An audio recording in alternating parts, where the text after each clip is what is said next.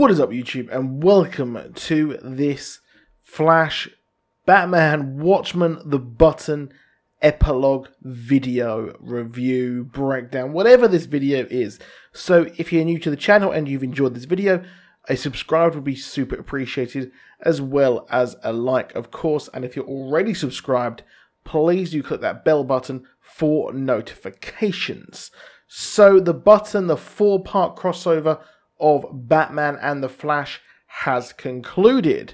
If you're not aware what this is, this was a follow-on from DC Rebirth, the one-shot issue which started it all last year, where the comedian's Button from the Watchmen was in the Batcave, and we saw Wally West return, and really this is a follow-on from that. So in this, we pretty much saw the world's greatest detective and the world's fastest man team up together to work out just what the hell is going on and where this came from. So that is really it. They team up, and it turns out that the Reverse Flash is fighting Batman in the Batcave, proclaims that he saw God, and then dies. So absolute madness occurs. The Flash, Barry Allen, then unsheaths the cosmic treadmill, uses this, and then after all of this, after everything, we learn that the Flashpoint universe is still going on. And we see it from Thomas Wayne's perspective that, well, things are not how they expected. So at the end of Flashpoint, it is still going on, and Thomas Wayne is sadly still living this life and is under siege from Aquaman and the Amazonians' forces together. And he really does have a really interesting reunion with his son Batman Bruce Wayne there as well. So that is really interesting there as well, of course, with Thomas Wayne bringing into this fold.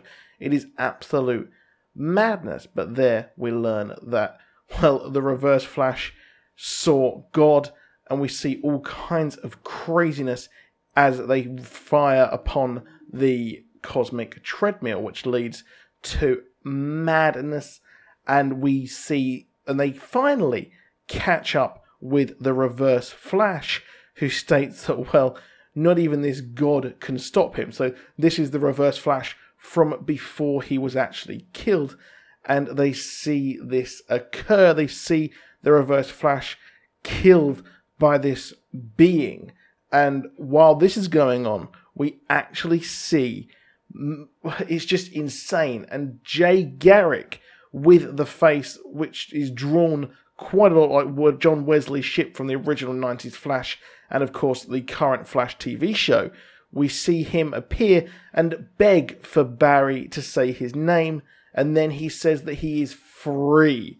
So Jay Garrick is out, but then it's not that good.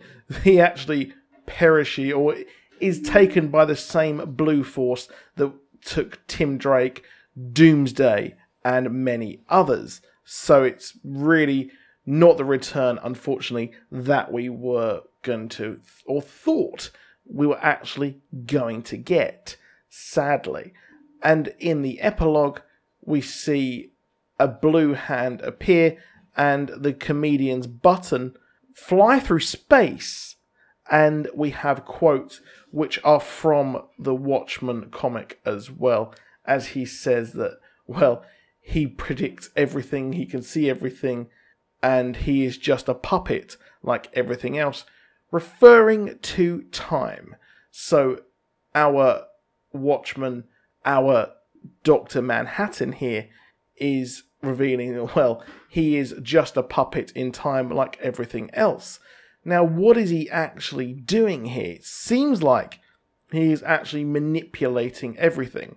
So what I'm predicting here is that Jay Garrick and the rest of the JSA are caught up as well. They are caught up and taken and locked up just like everyone else, because it doesn't suit his plans. Now, weirdly, we actually have got a reveal of Superman's crest. As the comedian's badge flies through space, we have a slow reveal of a battered Superman chest. So it's really weird there, and seems to be implying that Superman was created by Dr. Manhattan of all people, and that he created this universe, which would make sense if he actually created this universe, which I think he is simply meddled with everything and seems to be merging every single DC Universe property together, because that panel, as Bleeding Cool pointed out, is incredibly similar to The Dark Knight Returns. So could they be bringing Watchmen in? They've already brought like Swamp Thing and all these other really popular, not main canon stories in.